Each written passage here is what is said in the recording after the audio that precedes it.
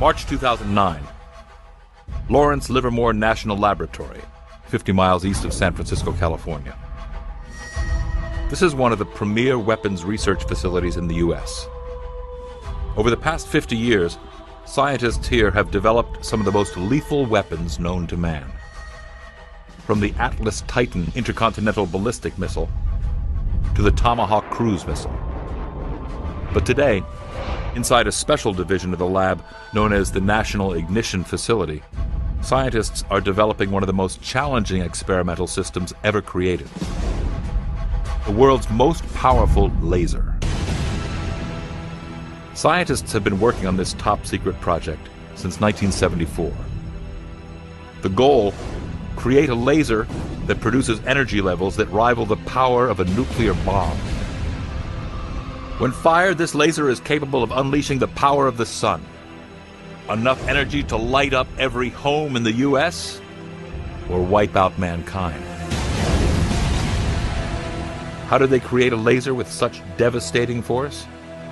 By assembling an array of 192 lasers and aiming them at a single hydrogen pellet the size of a BB. What we can do is focus this very high energy into a very small spot for a very short time. And when that happens, we get the conditions that are very much like inside our sun.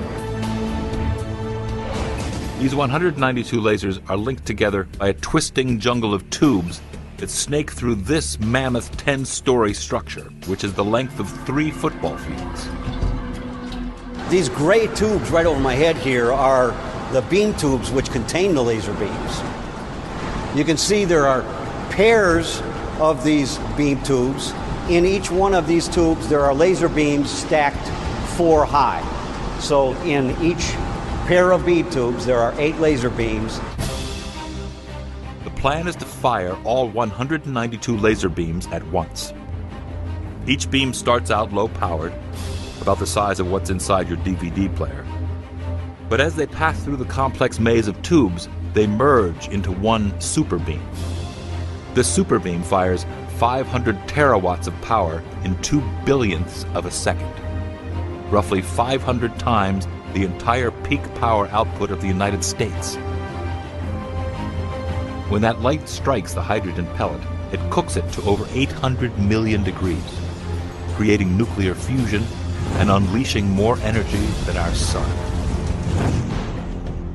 Harness this energy, and our dependency on fossil fuels could end forever. When these lasers go online in 2010, are we looking at the dawn of a new age in energy? Or are we looking at something else? A preview of the incomprehensible power that man could wield to fight the wars of the future. An effective laser weapon for use on the battlefield needs only a fraction of this power to destroy fighter jets, shoot down nuclear missiles, wipe out entire armies. Tomorrow's battles could look like a scene out of Star Wars.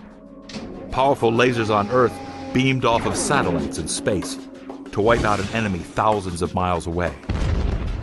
If you have a powerful enough laser and a few properly positioned targeting satellites in orbit to reflect the beam, then you could fire a laser here in North America and deliver its energy to any spot on the surface of the Earth. It's not inconceivable that someday we will actually be able to produce that sort of death ray.